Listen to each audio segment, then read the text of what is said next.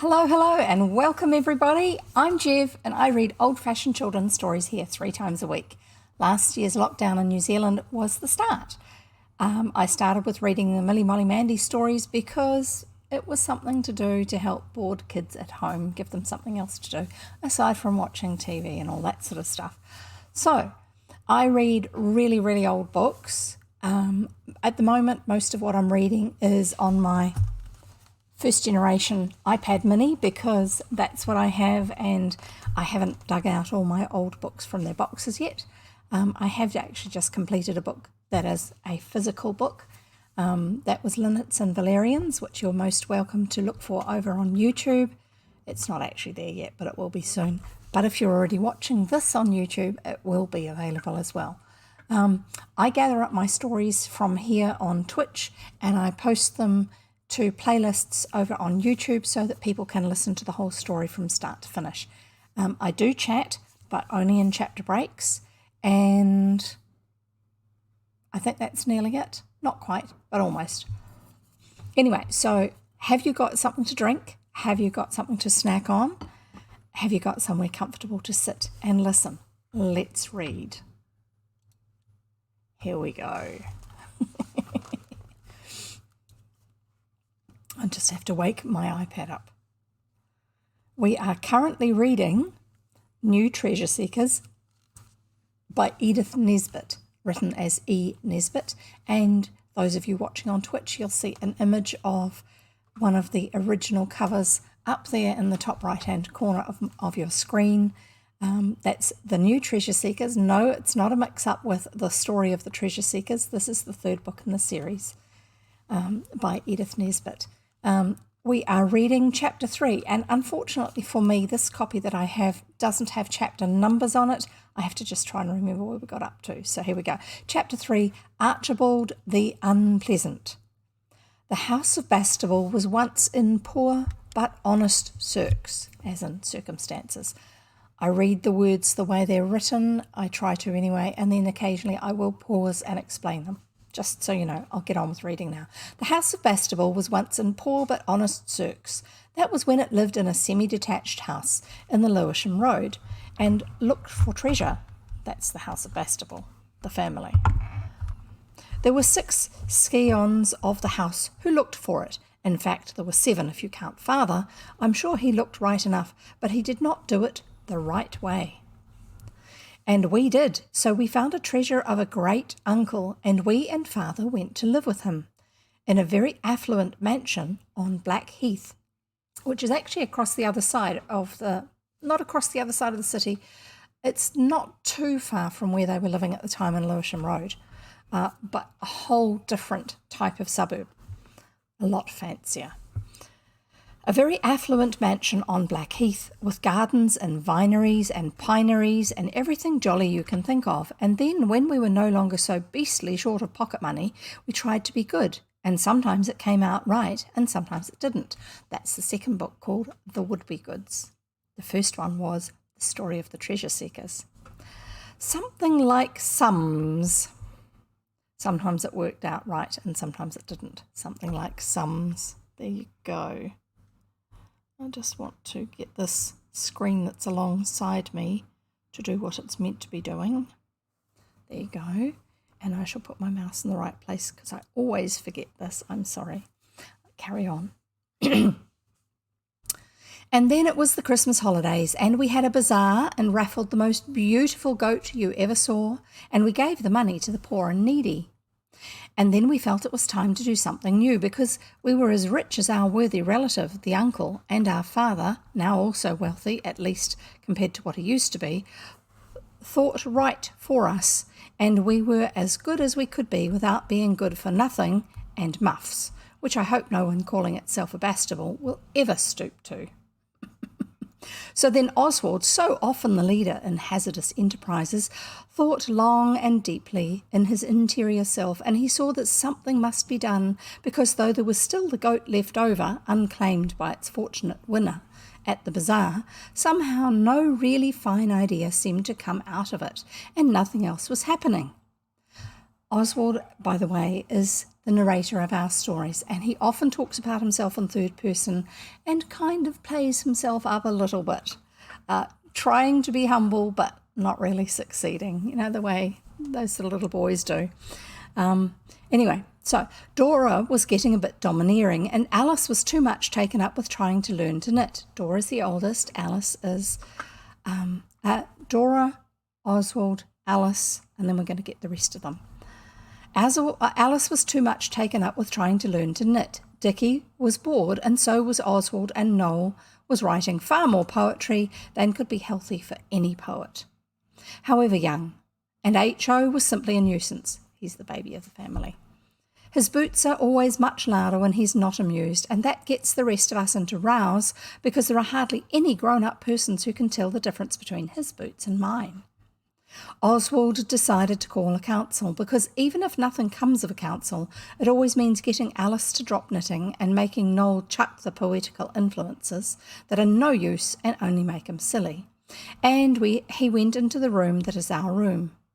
It is called the common room like in colleges, and it's very different from the room that was ours when we were poor but honest. It is a jolly room with a big table and a big couch that is most useful for games, and a thick carpet because of H.O.'s boots. Remember, they're living with their great uncle, and he's not used to having children around all the time. He's always lived on his own except for having staff who work for him. So it's quite a change for him having the children there all the time, but it does mean there are some allowances that have had to be made so that they can all get on well together. Alice was knitting by the fire. It was for father, but I am sure his feet are not at all that shape. Have you ever tried knitting something? Often it comes out terribly. Anyway, carrying on. I'm sure his feet are not at all that shape. He has a high and beautifully formed instep like Oswald's. Noel was writing poetry, of course. My dear sister sits and knits. I hope to goodness the stocking fits, was as far as he'd got. It ought to be my dearest sister to sound right, he said, but that wouldn't be kind to Dora. Thank you, said Dora. You needn't trouble to be kind to me if you don't want to. Shut up, Dora, said Dickie. Noel didn't mean anything. He never does, said H.O., nor yet his poetry doesn't neither. And his poetry doesn't either, Dora corrected. And besides, you oughtn't to say that at all. It's unkind. You're too jolly down on the kid, said Dickie. And Alice said, 87, 88. Oh, do be quiet half a sec. 89, 90. Now I shall have to count the stitches all over again. Oswald alone was silent and not cross. I tell you this to show you that the sort of worryingness that was among us is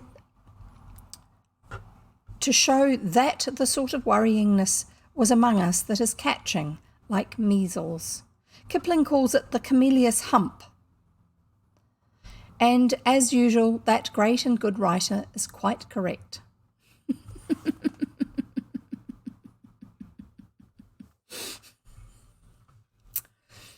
I think Rudyard Kipling is one of Oswald's favourite authors. So Oswald said, look here, let's have a council. It says in Kipling's book, when you've got the hump to go and dig till you gently perspire. Well, we can't do that because it's simply pouring, but the others all interrupted him. And they said they hadn't got the hump and they didn't know what he meant. So he shrugged his shoulders patiently. It's not his fault that the others hate him to shrug his shoulders patiently. And he said no more.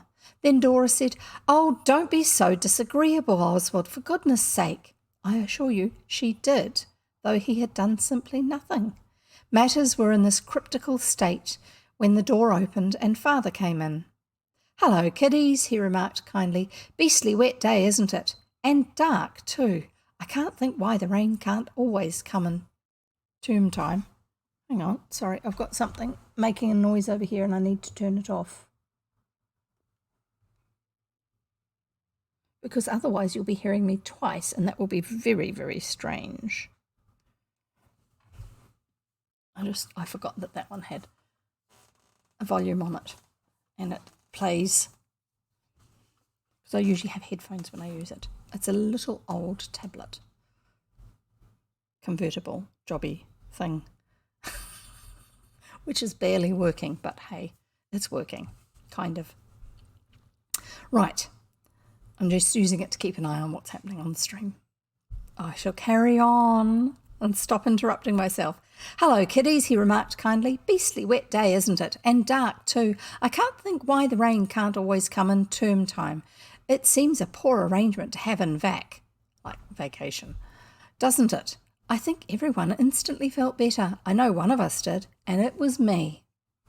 Father lit the gas and sat down in the armchair and took Alice on his knee. First, he said, here's a box of chocks. It was an extra big and beautiful one, and full as best. And besides the chocks, a piece of good news. You're all asked to a party at Mrs. Leslie's. She's going to have all sorts of games and things with prizes for everyone, and a conjurer and a magic lantern. That's slides, what we used to use before computers with putting pictures on them.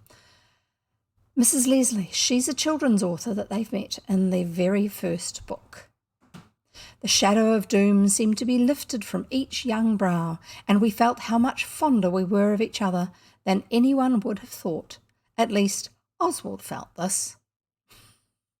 And Dickie told me afterwards he felt Dora wasn't such a bad sort after all. It's on Tuesday week, said Father. I see the prospect pleases. Number 3 is that your cousin Archibald has come here to stay a week or two. His little sister has taken it into her head to have whooping cough. And he's downstairs now talking to your uncle. Haven't heard of this one before. We asked what the young stranger was like, but Father did not know because he and cousin Archibald's father had not seen much of each other for some years. Father said this, but we knew it was because Archibald's father hadn't bothered to see ours when he was poor and honest, but now that he was the wealthy sharer of the red brick, beautiful Blackheath house, it was different. This made us not like Uncle Archibald very much, but we were too just to blame it on to young Archibald. All the same, we should have liked him better if his father's previous career had not been of such a worldly and stuck-up sort. Besides, I do think Archibald is quite the most rotten sort of name. We should have called him Archie, of course, if he had been at all decent. You'll be as jolly to him as you can, I know, Father said. He's a bit older than you, Oswald. He's not a bad-looking chap. Then Father went down and Oswald had to go with him, and there was Archibald sitting upright in a chair and talking to our Indian uncle as if he was some beastly grown-up. Our cousin proved to be dark and rather tall, and though he was only 14, he was always stroking his lip to see if his moustache had begun to come. Father introduced us to each other, and we said, "How do you do?" and looked at each other, and neither of us could think of anything else to say. At least, Oswald couldn't. So then we went upstairs. Archibald shook hands with the others, and everyone was silent except Dora, and she only whispered to H.O. to keep his feet still. You cannot keep forever in melancholy silence, however few things you have to say, and presently someone said it was a wet day, and this well-chosen remark made us able to begin to talk. I do not wish to be injurious to anybody, especially one who is a Bastable by birth at least, if not according to the nobler attributes. But I must say that Oswald never did dislike a boy so much as he did that young Archibald. He was as cocky as though he'd just done something to speak of, been captain of his 11 or passed a beastly exam or something, but we never could find that he had done anything. He was always bragging about the things he had at home and the things he was allowed to do and all the things he knew all about. But he was a most untruthful chap. He laughed at Noel's being a poet, a thing you never do because it makes him cry, and crying makes him ill. And of course Oswald and Dickie could not punch his head in their own house because of the laws of hospitableness, and Alice stopped it at last by saying she didn't care if it was being a sneak, she would tell Father the very next time that they punched him, obviously. Oh dear. Can you see the possibilities of this going wrong? I can. We shall carry on. I don't think she would have, because we made a rule, when we were poor and honest, not to bother father if we could possibly help it, and we keep it up still. But Archibald didn't know that. Then his cousin, who is, I fear, the black sheep of the Bastables, and hardly worthy to be called one, used to pull the girls' hair and pinch them at prayers when they could not call out or do anything to him back.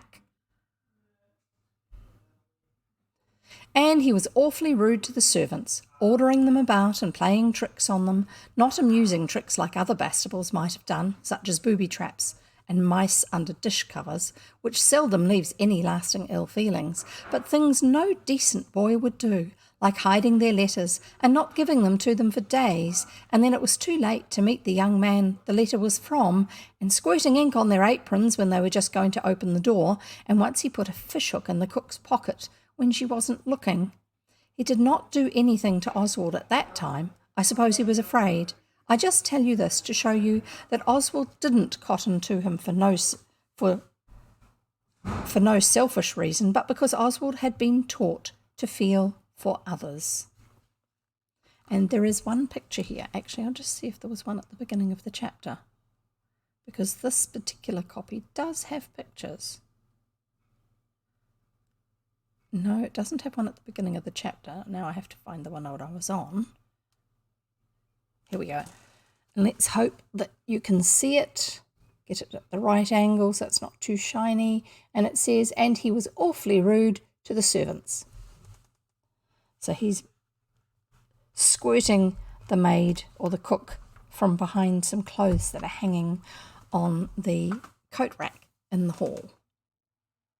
He called us all kids, and he was that kind of boy we knew at once it was no good trying to start anything new and jolly, so Oswald, ever discreet and wary, shut up entirely about the council. We played games with them sometimes, not really good ones, but Snap and Beggar My Neighbour, the card games. And even then he used to cheat. I hate to say it, of one of our blood, but I can hardly believe he was. I think he must have been changed at nurse, like the heirs to monarchies and dukeries. Well, the days passed slowly. There was Mrs. Leslie's party shining starishly in the mysteries of the future. Also, we had another thing to look forward to, and that was when Archibald would have to go back to school. I would say from the sound of it that he goes to one of the fancy schools. And he's behaving like this because that's how a lot of the boys at the school he goes to are behaving, including checking to see if his moustache has come through yet. Anyway, we'll see.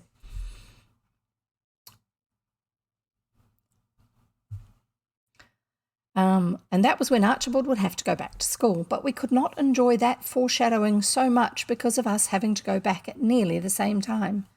Oswald always tries to be just, no matter how far from easy, and so I will say that I am not quite sure that it was Archibald that set the pipes leaking. But we were all up in the loft the day before, snatching a golden opportunity to play a brief game of robbers in a cave, while Archibald had gone down to the village to get his silly hair cut. Another thing about him that was not natural was his being always looking in the glass, that's the mirror, and wanting to talk about whether people were handsome or not, and he made as much fuss about his ties as though he had been a girl. So when he was gone, Alice said, "Hist, the golden moment. Let's be robbers in the loft, and when he comes back he won't know where we are." "He'll hear us," said Noel, biting his pencil. "No, he won't. We'll be the whispering band of weird bandits. Come on, Noel, you can finish the poetry up there." "It's about him," said Noel gloomily. "When he's gone back to, Oswald will not give the name of Archibald's school for the sake of the other boys there, as they might not like everybody who reads this to know about there being a chap like him in their midst." "I shall do it up in an envelope and put a stamp on it and post it to him and—" "Haste!" cried Alice. "Bard of the bandits, haste while yet there is time." So we tore upstairs and put on our slippers and socks over them, and then we put the high-backed chair out of the girl's bedroom, and the others held it steady while Oswald agitatively, Oswald making up words again, agilitively mounted upon its high back and opened the trapdoor and got up into the place between the roof and the ceiling. The boys in Stalky and Co. found this out by accident, and they were surprised and pleased, but we have known all about it ever since we can remember. Then the other, that's a book by Rudyard Kipling, a classic in its time, one that schoolboys at the time really enjoyed, but a lot of adults didn't necessarily, and it's a bit, the bullying, the way they deal with a bully is not pleasant. It was effective, but it wasn't pleasant. Anyway, so that's a Rudyard Kipling book, Stalky and Co. Then the others put the chair back, and Oswald let down the rope ladder that we made out of bamboo and clothesline after Uncle told us the story of the missionary lady who was shut up in a Rajah's palace, and someone shot an arrow to her with a string tied to it, and it might have killed her, I should have thought, but it didn't, and she hauled in the string, and there was a rope and a bamboo ladder, and so she escaped. And we had made one like it on purpose for the loft. No one had ever told us not to make ladders. The others came up by the rope ladder. It was partly bamboo, but rope ladder does for short. And we shut the trapdoor down. It is jolly up there. There are 2 big cisterns, that's header tanks for the water to supply the house, and one little window in the gable that gives you just enough light. The floor is plaster with wooden things going across, beams and joists they are called. There are some planks laid on top of these here and there. Of course, if you walk on the plaster, you'll go through with your foot into the room below. We had a very jolly game in whispers, and Noel sat by the little window and was quite happy, being the bandit bard. The cisterns are rocks you hide behind. But the jolliest part was when we heard Archibald shouting out, "Hello, kids, where are you?" And we all stayed still as mice, and heard Jane say she thought we must have gone out. Jane was the one who hadn't got her letter, as well as having her apron inked all over. Yes, it wasn't a water pistol, it was the ink. Sorry, I remembered wrong, but you probably remembered it. Right. And here they are going up via their homemade rope ladder. There it is. Trying to get it so you don't get the light shining too much. It will never focus well. I'm going to try and get the illustrations over into our Discord server so you can have a look at them. Then we heard Archibald going all over the house looking for us. Father was at business and Uncle was at his club, and we were there. And so Archibald was all alone. And we might have gone on for hours enjoying the spectacle of his confusion and perplexedness, but Noel happened to sneeze. The least thing gives him cold, and he sneezes louder for his age than anyone I know, just when Archibald was on the landing underneath. And then he stood there and said, "I know where you are, let me come up." We cautiously did not reply. Then he said, "All right, I'll go and get the stepladder." We did not wish this. We had not been told not to make rope ladders, nor yet about not playing in the loft, but if he fetched the stepladder, Jane would know, and there are some secrets you like to keep to yourself. So Oswald opened the trapdoor and squinted down, and there was that Archibald with his beastly haircut. Oswald said, "We'll let you up if you promise not to tell you've been up here." So he promised, and we let down the rope ladder. And it will show you the kind of boy he was, that the instant he'd got up by it, he began to find fault with the way it was made. There they are. There's Oswald looking down. Whoops, trying to get it right so you can see Oswald up the top looking down, and there is Archibald.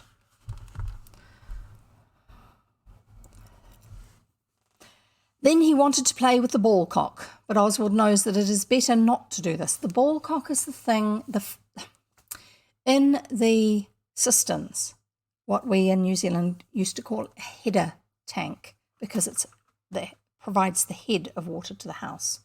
It has a valve that controls water coming into it, so that when you turn on a tap lower down in the house, the gravity causes the water in the header tank to go down the pipes and out the tap. That gives you water pressure in an old-fashioned house.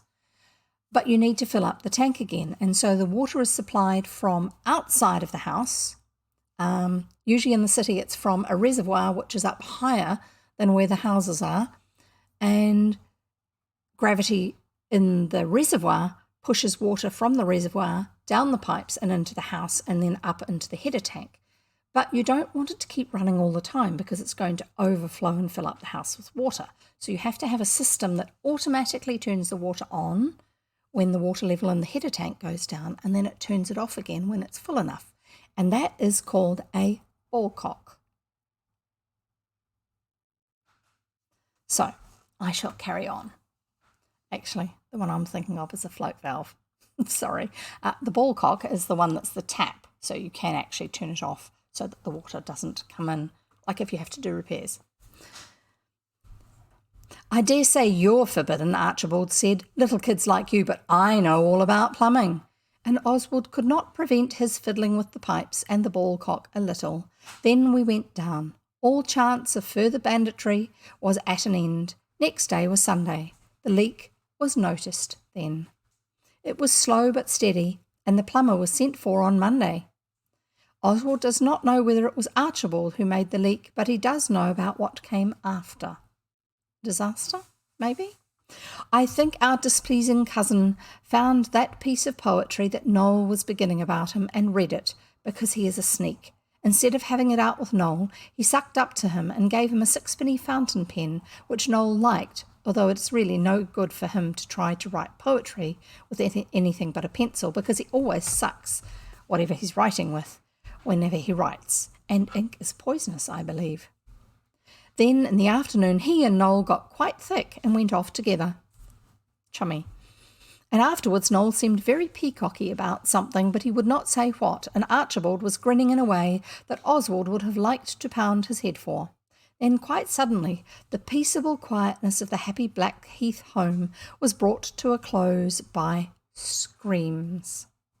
Servants ran about with brooms and pails, and the water was coming through the ceiling of Uncle's room like mad, and Noel turned white and looked at our unattractive cousin and said, "Send him away." Alice put her arm round Noel and said, "Do go, Archibald," but he wouldn't. So then Noel said he wished he had never been born, and whatever would father say? Why, what is it, Noel? Alice asked that. Just tell us, and we'll all stand by you. What's he been doing? You won't let him do anything to me if I tell? Tell-tale tit, said Archibald. He got me to go up into the loft, and he said it was a secret, and would I promise not to tell, and I won't tell, only I've done it, and now the water's coming in. You've done it, you young ass. I was only kidding you, said our detestable cousin, and he laughed. I don't understand, said Oswald. What did you tell Noel? He can't tell you because he promised, and I won't unless you vow by the honour of the house you talk so much about that you'll never tell that I had anything to do with it. That will show you what he was. We had never mentioned the honour of the house except once, quite at the beginning, before we knew how despicable he was of understanding anything and how far we were from wanting to call him Archie. We had to promise, for Noel was getting greener and more gurgly every minute, and at any moment father or uncle might burst in, foaming for an explanation, and none of us would have one except Noel and him in this state of all anyhow. So Dickie said, "We promise, you beast, you," and we all said the same. Then Archibald said, drawling his words and feeling for the moustache that wasn't there, and I hope he'll be quite old before he gets one, "It's just what comes of trying to amuse silly little kids. I told the foolish little animal about people having arteries cut and you having to cut the whole thing to stop the bleeding, and he said, was that what the plumber would do to the leaky pipe? And how pleased your governor would be to find it mended, and then he went and did it." "You told me to," said Noel, turning greener and greener. "Go along with Alice," said Oswald. "We'll stand by you, and Noel, old chap, you must keep your word and not sneak about that sneaking hound." Alice took him away, and we were left with the horrid Archibald. "Now," said Oswald, sorry, just dropping my phone. "Now," said Oswald, "I won't break my word, no more will the rest of us. But we won't speak another word to you as long as we live." "Oh, Oswald," said Dora, "what about the sun going down?" "Let it jolly well go down," said Dickie in furiousness. "Don't let the sun go down on your wrath." Let it jolly well go, said Dicky in furiousness. Oswald didn't say we'd go on being angry forever, but I'm with Oswald all the way. I won't talk to cads. No, not even before grown-ups.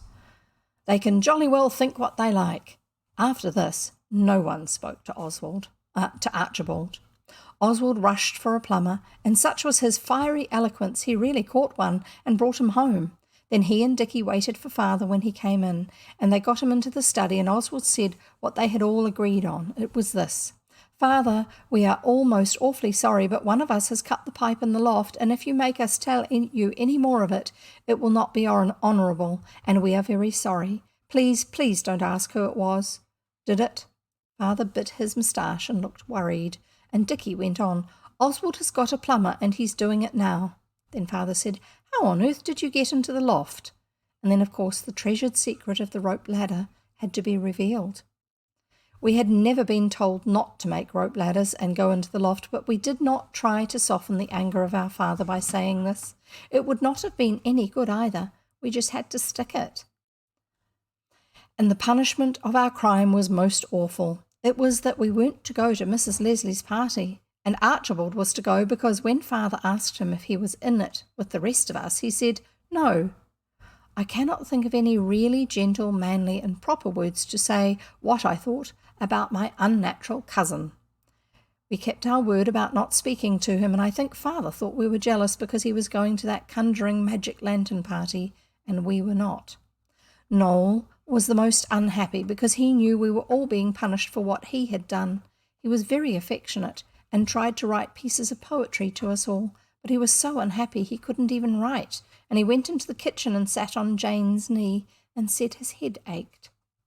Next day it was the day of the party, and we were plunged in gloom. Archibald got out his Eatons and put his clean shirt ready and a pair of flashy silk socks with red spots, and then he went into the bathroom.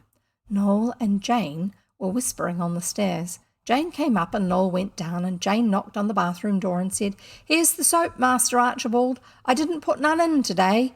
He opened the door and put out his hand. Half a moment, said Jane. I've got something else in my hand. As she spoke, the gas all over the house went down blue and then went out. We held our breaths heavily. Here it is, she said. I'll put it in your hand. I'll go down and turn off the burners and see about the gas. You'll be late, sir. If I was you, I should get on a bit with the washing of myself in the dark. I dare say the gas will be 5 or 10 minutes, and it's 5 o'clock now. It wasn't, and of course she ought not to have said it, but it was useful all the same. Noel came stumping up the stairs in the dark. He fumbled about and then whispered, I've turned the little white china knob that locks the bathroom door on the outside. The water was bubbling and hissing in the pipes inside, and the darkness went on. Father and uncle had not come in yet, which was a fortunate blessing. Do be quiet, said Noel. Just you wait. We all sat on the stairs and waited. Noel said, Don't ask me yet. You'll see. You wait. And we waited, and the gas did not come back. At last Archibald tried to come out. He thought he'd washed himself clean, I suppose, and of course the door was fastened. He kicked and he hammered and he shouted, and we were glad. At last Noel banged on the door and screamed through the keyhole, If we let you out, will you let us off our promise not to tell about you and the pipes? We won't tell you till you've gone back to school. He wouldn't for a long time, but at last he had to. I shan't ever come to your beastly house again, he bellowed through the keyhole, so I don't mind. Turn off the gas burners then, said Oswald, ever thoughtful, though he was still in ignorance of the beautiful truth. Then Noel sang out over the stairs, Light up! And Jane went round with the taper, and when the landing gas was lighted, Noel turned the knob of the bathroom, and Archibald exited in his Indian red and yellow dressing gown that he thought so much of. Of course, we expected his face to be red with rage, or white with passion, or purple with mixed emotions. But you cannot think what our feelings were. Indeed, we hardly knew what they were ourselves when we saw that he was not red or white or purple, but black. He looked like an uneven sort of bluish negro. His face and hands were all black and blue in streaks, and so were the bits of his feet that showed between his Indian dressing gown and his Turkish slippers. Oops, and here's a picture. That's Jane, the housemaid, and the other children behind her looking at Archibald. The The word crikey fell from more than one lip. "What are you staring at?" he asked. We did not even then, though I think it was less from keep your wordish. We did not answer even then, though I think it was less from keep your wordishness than amazement. But Jane did. "Nya, nya," she uttered tauntingly. "You thought it was soap I was giving you, and all the time it was Maple's dark, bright, navy blue, indelible dye. It won't wash out." She flashed a looking-glass in his face, and he looked and saw the depth of his dark, bright, navy blueness. Now, you may think that we shouted with laughing to see him done brown and dyed blue like this, but we did not. There was a spellbound silence. Oswald, I know, felt a quite uncomfortable feeling inside him. When Archibald had had one good look at himself, he did not want any more. He ran to his room and bolted himself in. "He won't go to no parties," said Jane, and she flounced downstairs. We never knew how much Noel had told her. He is very young and not so strong as we are, and we thought it better not to ask. Oswald and Dicky and H.O., particularly H.O., told each other it served him right, but after a bit Dora asked Noel if he would mind her trying to get some of it off our unloved cousin, and he said no. But nothing would get it off him, and when Father came home there was an awful row. There's two of the boys standing in front of Father getting in trouble, as you can imagine. And when Father came home there was an awful row, and he said we had disgraced ourselves and forgotten the duties of hospitality. We got it pretty straight, I can tell you, and we bore it all. I do not say we were martyrs to the honour of our house and to our plighted word, but I do say that we got it very straight indeed, and we did not tell the provocativeness we had had from our guest that drove the poet Noel to this wild and desperate revenge.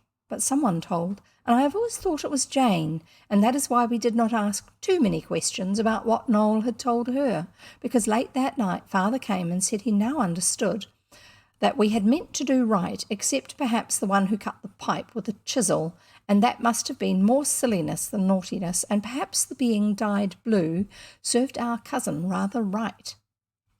And he gave Archibald a few remarks in private, and when the dye began to come off, it was not a fast dye, though it said so on the paper it was wrapped in, probably because if it's used on paper or fabric, it will stay better.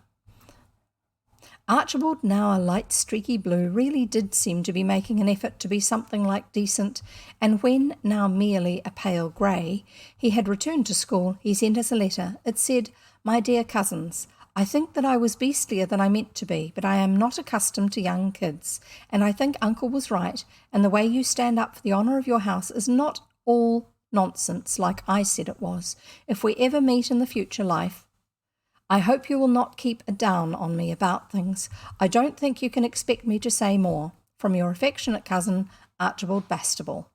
So I suppose rays of remorse penetrated that cold heart, and now perhaps he will be a reformed Bastable.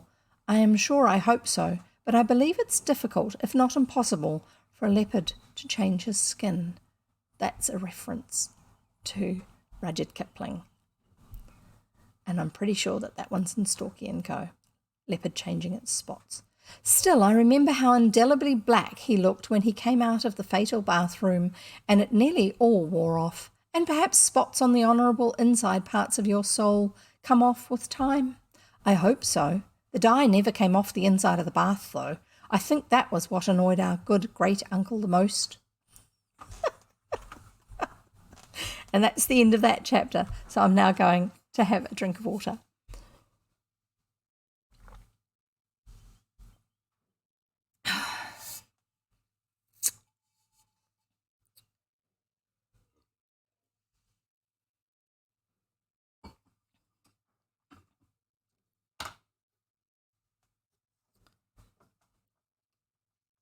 So how are you? And what have you been up to? I hope you've got some fun things going on at the moment. And if you're living with lockdown, I hope you've got some fun things that you can do at home, whether it's work or in what has now become your spare time. I don't know. Yeah. How's life for me? I'm carrying on doing my normal things. At the moment, I'm not having to take photographs of products, although I do need to take some detailed photographs sometime. This is the things that I do with my work day. Otherwise, normal housework, doing as little as possible, sorry. But that's just the way life is. We try to keep things so that people look after the house themselves instead of leaving it all for me to do, which makes a lot more sense because then they have learnt skills that they take with them when they live elsewhere. And other people don't mind having them living in their house because they are kind and considerate with how they use the house. So that's part of that thinking. What else? I do grocery shopping. I'm due to do it this week. I find the cat sometimes. Sometimes he's outside, sometimes he's inside hiding under a bed.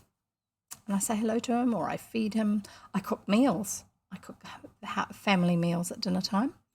And yeah, I take photos of our urn products that we put up on our website to sell to funeral directors around New Zealand. And if you live overseas, I'm sorry, you can't have any of them because we don't ship overseas. It's so complicated to do that, and they certainly won't get there on time. Anyway, so that's how life is for me. I'm planning the next set of sorting out my office space so that I can get the space behind me that's hiding behind my green screen all sorted out and become a big office space with bookshelves and nice comfortable chairs. And hopefully at that stage, I won't need a green screen. I'll be able to actually just sit in my chair in front of my bookshelves full of books and pull out a book and read to you, which I'm looking forward to. That will be great. So I'm going to carry on reading after one more mouthful. And it's between 3:45 and 4:20 New Zealand time. I shall carry on. I'm reading The New Treasure Seekers by E. Nesbit, and we are reading chapter 4, Over the Water to China. That's interesting. We'll find out what that reference is shortly. Oswald is a very modest boy, I believe, but even he would not deny that he has an active brain. The author has heard both his father and Albert's uncle say so, and the most far-reaching ideas often come to him quite naturally. I'm just moving my microphone, so I hope it doesn't make too much noise for you. There you go. And the most far-reaching ideas often come to him quite naturally, just as silly notions that aren't any good might come to you. And he had an idea which he meant to hold a council, about which his brothers and sisters... Sorry, someone's put weird punctuation in here, because these are not the original books. These are, someone has scanned and then OCR'd them, and then someone else has come along and edited them to make sure that they are digital, so you can scale the text and it reformats the line length and all that sort of stuff instead of just being an image of the page. So it's got a couple of extra bits of punctuation in here which don't make sense, so it's throwing my reading. And he had an idea which he meant to hold a council about with his brothers and sisters. But just as he was going to unroll his idea to them, our father occurred suddenly in our midst and said a strange cousin was coming, and he came, and he was strange indeed. We've had that chapter. And when fate had woven the threads of his dark destiny, and he had been dyed a dark, bright navy blue, and had gone from our midst, Oswald went back to the idea that he had not forgotten. The words tenacious of purpose mean sticking to things. Sorry, I'm just highlighting where that mistake is.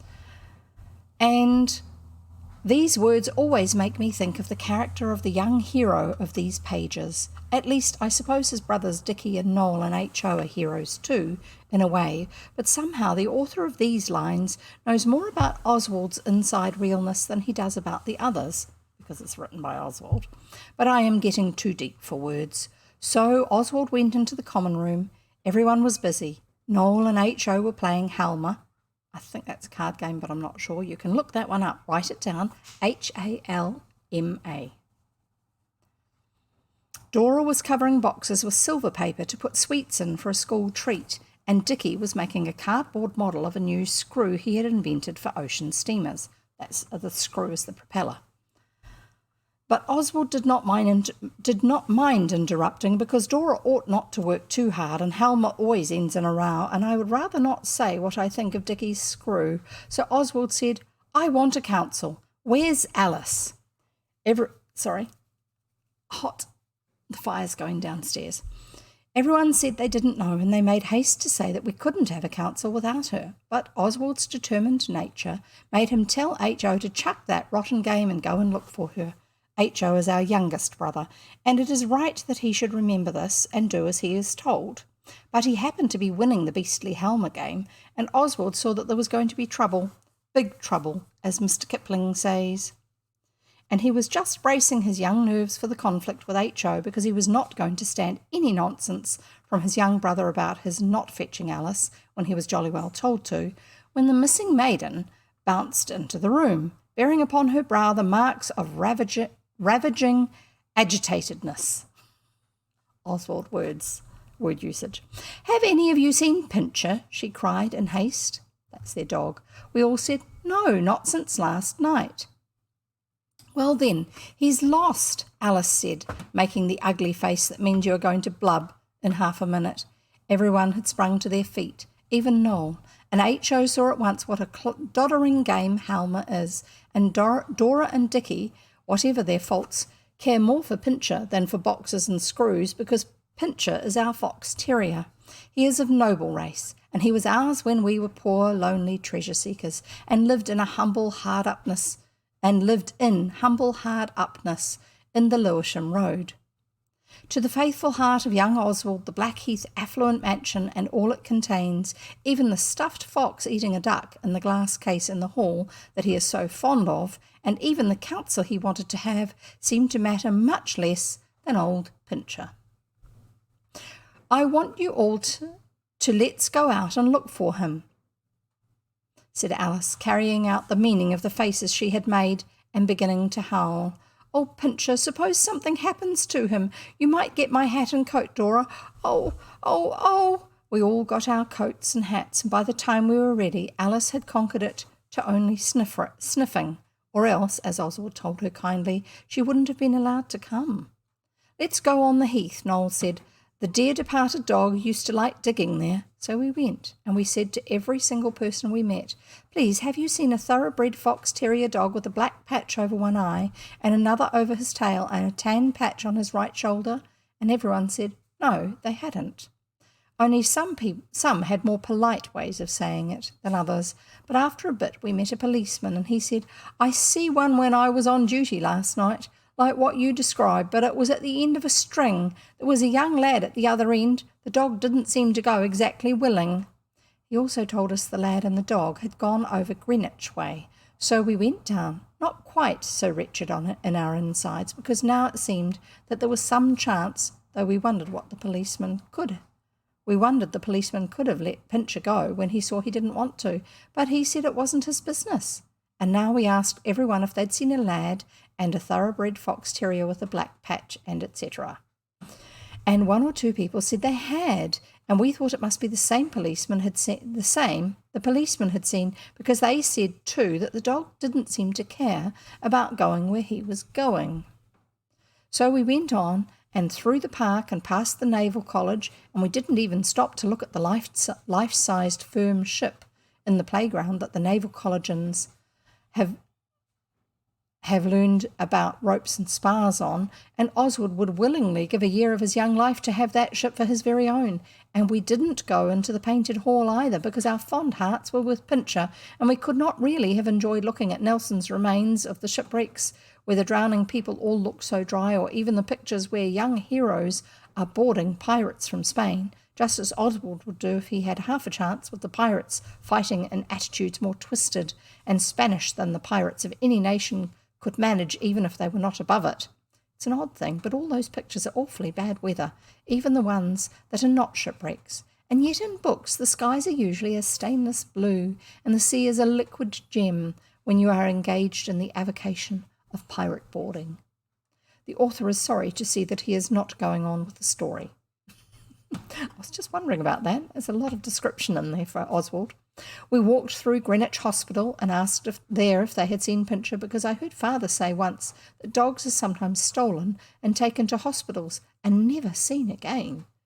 It is wrong to steal, but I suppose the hospital doctors forget this because they are so sorry for the poor ill people and like to give them dogs to play with them and amuse them on their beds of anguish. But no one had seen our Pincher, who seemed to be becoming more dear to our hearts every moment. When we got through the hospital grounds, they are big and the buildings are big, and I like it all because there's so much room everywhere and nothing niggling. We got down to the terrace over the river next to the Trafalgar Hotel, and there was a sailor leaning on the railings, and we asked him the usual questions. It seems that he was asleep, but of course we did not know, or we would not have disturbed him. He was very angry, and he swore, and Oswald told the girls to come away, but Alice pulled away from Oswald and said, "Oh, don't be so cross. Do tell us if you've seen our dog. And she recited Pincher's qualifications. "Oh, yes," said the sailor. He had a red and angry face. "I see him an hour ago long a Chinaman. He crossed the river in an open boat. You'd best look slippery arter him." He grinned and spat. He was a detestable character, I think. "Chinaman puts puppy dogs in pies. If he catches you 3 young chaps, he'll have a pie as'll need a big crust to cover it. Get along with your cheek." So we got along. Of course we knew that the Chinese are not cannibals, so we were not frightened by that rot, but we knew too that the Chinese do really eat dogs as well as rats and birds' nests and other disgraceful forms of eating. Some of this was rumour at the time, and some of this was the fact that a lot of Chinese people were living on next to nothing, even in China. And so therefore anything that wasn't required for day-to-day living in the way of animal life was considered game as food. It also means that you cut down on a lot of the other pest problems that you have if you get rid of an overabundance of certain animals like rats. So we got along. No, we've done that bit. H.O. was very tired, and he said his boots hurt him, and Noel was beginning to look like a young throstle, all eyes and beak. He always does when he's tired. The others were tired too, but because they've come a long way. But their proud spirits would never have owned it. So we went round to the Trafalgar Hotel's boathouse, and there was a man in slippers, and said, could we have a boat? And he said he would send a boatman, and would we walk in? Here's the children asking the sailor if he's seen their dog. Oops. You can see that down by the river. There's the railing he was leaning on.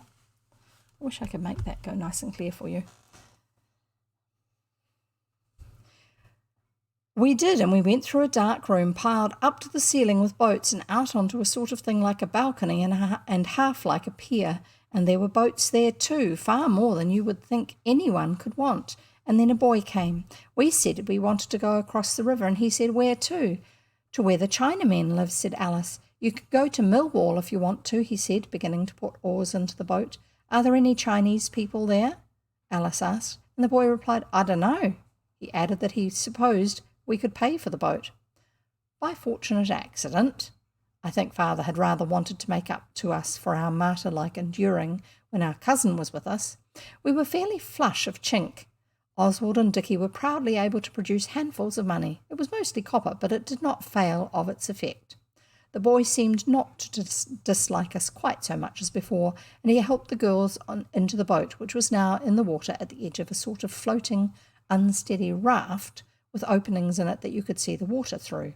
The water was very rough, just like real sea, and not like a river at all, and the boy rowed. He wouldn't let us, although I can quite well. The boat tumbled and tossed, just like a sea boat. When we were about halfway over, Noel pulled Alice's sleeve and said, "Do I look very green?" "You do rather, dear," she said kindly. "I feel much greener than I look," said Noel, and later on he was not at all well. Sounds like he got seasick. The boy laughed, but we pretended not to notice. I wish I could tell you half the things we saw as our boat was pulled along through the swishy, lumpy water that turned into great waves after every steamer went by. Oswald was quite fit, but some of the others were very silent. Dicky says he saw everything that Oswald saw, but I am not sure. There were wharves and engines and great rusty cranes swinging giants' handfuls of iron rails about in the air, and once we passed a ship that was being broken up. All the wood was gone, and they were taking away her plates, and the red rust was running from her and colouring the water all round. It looked as though she was bleeding to death. I suppose it was silly to feel sorry for her, but I did. I thought how beastly it was that she would never go to sea again, where the waves are clean and green, even if no rougher than the black waves now raging around our staunch little bark. I never knew before what lots of kinds of ships there can be, and I think I could have gone on for ever and ever looking at the shapes of things and the colours they were and dreaming about being a pirate and things like that. But we had come some way, and now Alice said, "Oswald, I think Noel will die if we don't make land soon." And indeed he had been rather bad for some time, only I thought it was kinder to take no notice. So our ship was steered along among other pirate craft and moored at a landing place where there were steps up. Noel was now so ill that we felt we could not take him on a Chinese hunt, and H.O. had sneaked his boots off in the boat, and he said they hurt him too much to put on again, and so it was arranged that those two should sit on a dry corner of the steps and wait, and Dora said she would stay with them. "I think we ought to go home," she said. "I'm quite sure Father wouldn't like us being in these wild, savage places. The police ought to find Pincher." But the others weren't going to surrender like that, especially as Dora had actually had the sense to bring a bag of biscuits, which all, except Noel, were now eating. "Perhaps they ought, but they won't," said Dicky. "I'm boiling hot." "I'll leave you my overcoat in case you're cold." The police ought to, but they probably won't find the dog. Oswald had been just about to make the same manly proposal, though he was not extra warm, so they left their coats, and with Alice, who would come though told not to, they climbed the steps and went along a narrow passage and started boldly on the Chinese hunt. It was a strange sort of place over the river. All the streets were narrow, and the houses and the pavements and the people's clothes and the mud in the road all seemed the same sort of dull colour, a sort of brown-grey it was. All the house doors were open, and you could see that the insides of the houses were the same colour as the outsides. Some of the women had blue or violet or red shawls, and they sat on the doorsteps and combed their little children's hair and shouted things to each other across the street. They seemed very much struck by the appearance of the three travellers, and some of the things they said were not pretty.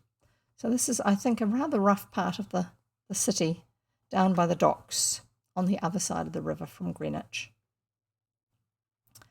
That was the day when Oswald found out a thing that has often been of use to him in after life. However rudely poor people stare at you, they become all right instantly if you ask them something. I think they don't hate you so much when they've done something for you, if it's only to tell you the time or the way.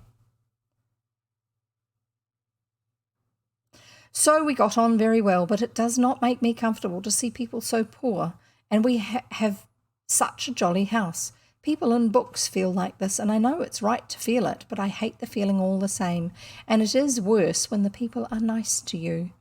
And we asked and asked and asked, but nobody had seen a dog or a Chinaman, and I began to think all was indeed lost, and you can't go on biscuits all day. When we went round a corner rather fast and came slap into the largest woman I have ever seen. She must have been yards and yards round, and before she had time to be in the rage that we saw she was getting into, Alice said, "Oh, I beg your pardon, I am so sorry, but we didn't mean to. I do so hope we didn't hurt you." And we saw the growing rage fade away, and she said, as soon as she got her fat breath, "No harm done, me little dear, and where are you off to in such a hurry?" And I've got a picture here for you of this rather startled lady. There you go. Rather startled lady that they bumped into when they came around a corner a bit too fast. So we told her all about it. She was quite friendly, although so stout, and she said we oughtn't to be gallivanting about all on our own. We told her we were all right, though I own Oswald was glad that in the hurry of departing, Alice hadn't had time to find anything smarter looking to wear than her garden coat and grey tam, which is her tam o' shanter, her hat, which had been regretted by some earlier in the day. Yes, you don't really want to be wearing something that's too fancy in a part of town that is a lot poorer than where you come from. Well, said the woman, if you go along this here turning as far as you can go, and then take the first on the right and bear round to the left and take the second on the right again and go down the alley between the stumps, you'll come to Rose Gardens. There's often Chinamen down there, and if you come along this way as you come back, keep your eye open for me, and I'll ask some young chaps as I know as is interested like in dogs, and perhaps I'll have news for you. Thank you very much, Alice said, and the woman asked her to give her a kiss. Everybody's always wanting to kiss Alice. I can't think why. And we got her to tell us the way again, and we noticed the name of the street, and it was Nightingale Street. And the stairs where we had left the others was Bullamy's Causeway, because we have the true explorer's instincts.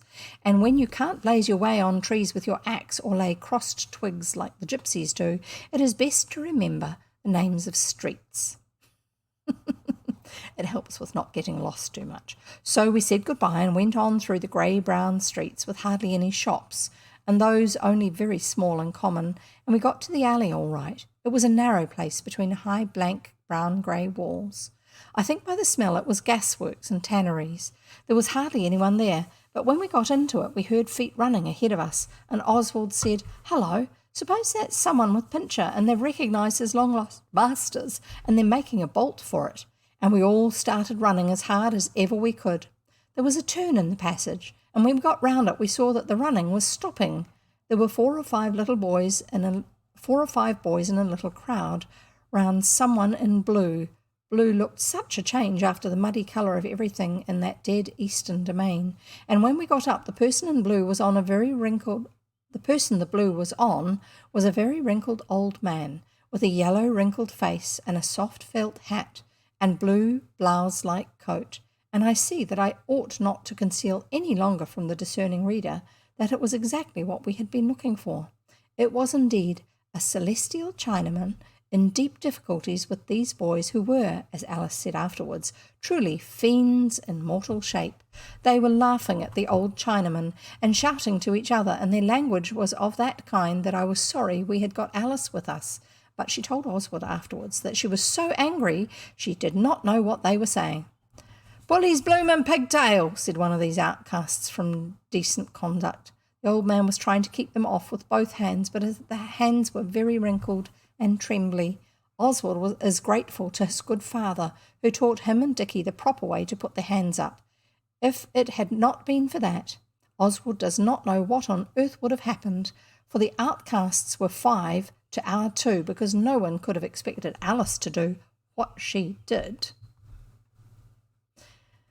There you go, here's a picture. There's the ruffians and the old Chinaman. Can you see him there, huddled up against the wall? And the boys are all crowding around him, probably just because he's different to them. Before Oswald had even got his hands into the position required by the noble art of self-defence, she had slapped the largest boy on the face as hard as ever she could, and she can slap pretty hard, as Oswald knows but too well. And she had taken the second-sized boy and was shaking him before Dicky could get his left in on the eye of the slapped assailant of the aged denizen of the flowery East. The other 3 went for Oswald, but 3 to 1 is nothing to one who has hopes of being a pirate in his spare time when he grows up. In an instant the 5 were on us. Dicky and I got in some good ones, and though Oswald cannot approve of my sister being in a street fight, he must own she was very quick and useful in pulling ears and twisting arms and slapping and pinching, but she had quite forgotten how to hit out from the shoulder, like I have often shown her. The battle raged, and Alice often turned the tide of it by a well-timed shove or nip. The aged Eastern leaned against the wall, panting and holding his blue heart with his yellow hand. Oswald had got a boy down and was kneeling on him, and Alice was trying to pull off 2 other boys who had fallen on top of the fray, while Dicky was letting the 5th have it. when there was a flash of blue and another Chinaman dashed into the tournament. Fortunately, this one was not old, and with a few well-directed, if foreign-looking blows, he finished the work so ably begun by the brave Bastables, and next moment the 5 loathsome and youthful aggressors were bolting down the passage. Oswald and Dicky were trying to get their breath and find out exactly where they were hurt and how much, and Alice had burst out crying and was howling as though she would never stop. That is the worst of girls. They never can keep anything up. Any brave act they may suddenly do, when for a moment they forget that they have not the honour to be boys, is almost instantly made into contemptibility by a sudden attack of crybabyishness.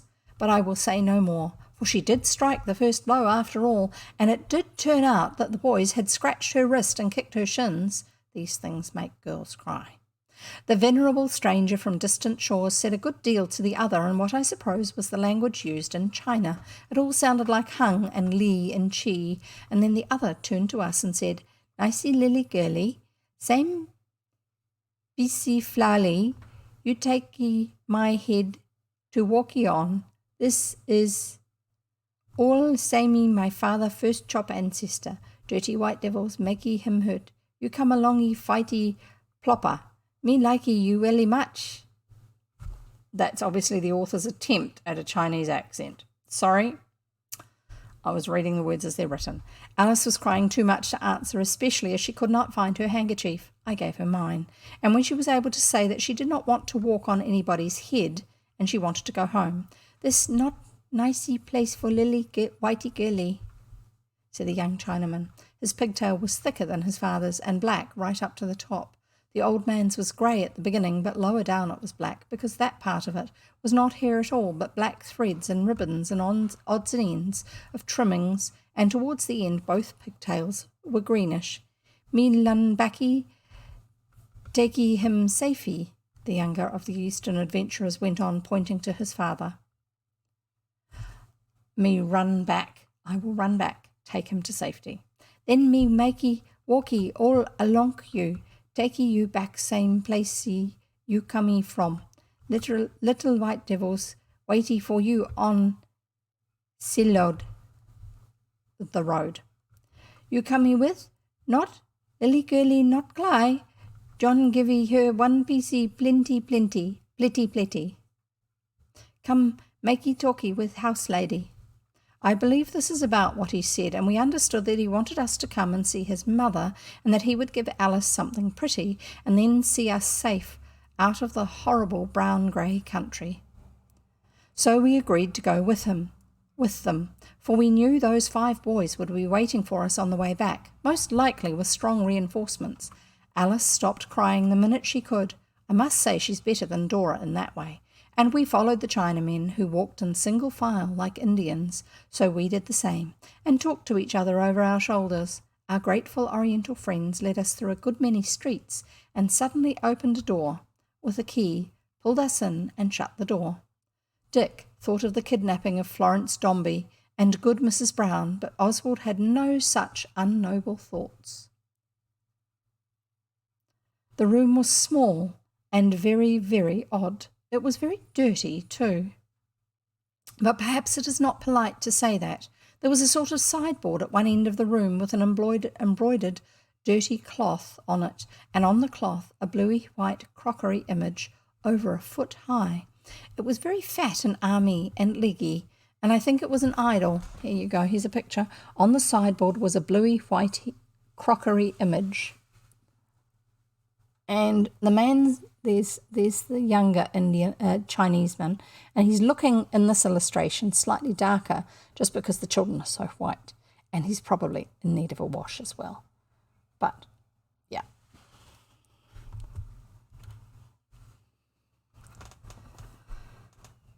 I think it was an idol. The minute we got inside, the young man lighted little brown sticks and set them to burn in front of it. I suppose it was incense. There was a sort of long, wide, low sofa without any arms or legs, and a table that was like a box, with another box in front of it for you to sit down on when you worked, and on the table were all sorts of tiny little tools, awls and brads they looked like, and pipe stems and broken bowls of pipes and mouthpieces for our rescued Chinaman was a pipe mender by trade. There wasn't much else in the room except the smell, and that seemed to fill it choke full. The smell seemed to have all sorts of things in it, glue and gunpowder and white garden lilies and burnt fat, and it was not so easy to breathe as plain air. Then a Chinese lady came in. She had green-grey trousers, shiny like varnish, and a blue gown, and her hair was pulled back very tight and twisted into a little knob at the back. She wanted to go down on the floor before Alice, but we wouldn't let her. Then she said a great many things that we felt sure were very nice, only they were in Chinese, so we could not tell what they were. And the Chinaman said that his mother also wanted Alice to walk on her head. Not Alice's own, of course, but the mother's. I wished we had stayed longer and tried harder to understand what they said, because it was an adventure, taking it how you like, that we're not likely to look upon the like of again. Only we were too flustered to see this. Have you ever had that where you're in the middle of something going on, and you just feel so overwhelmed by it all that you just want the situation to end, but afterwards you think, that was such an opportunity. Not many people get that opportunity. I should have been part of it more and not been quite so uncomfortable. Anyway, so that's what they're discovering. We said, don't mention it, and things like that. And then when Dickie said, I think we ought to be going, Oswald said so too. Then they all began talking Chinese like mad, and the Chinese lady came back and suddenly gave Alice a parrot. It was red and green with a very long tail and as tame as any pet fawn I ever read about. It walked up her arm and round her neck and stroked her face with its beak. And it did not bite Oswald or Alice or even Dickie, though they were not sure at first that it was not going to. We said all the polite things we could, and the old lady made thousands of hurried Chinese replies and repeated many times, "All righty, John," which seemed to be all the English she knew. We never had so much fuss made over us in all our lives.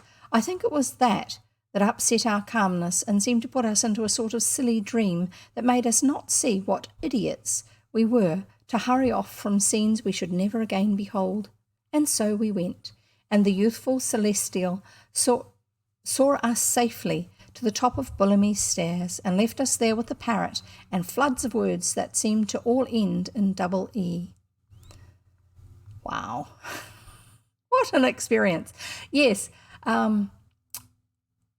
before the communists took over China, the Chinese people lived differently to how they do now. They dressed differently to how they do now, even the ones who are not living in China. And like the rest of the world, everybody has modernized.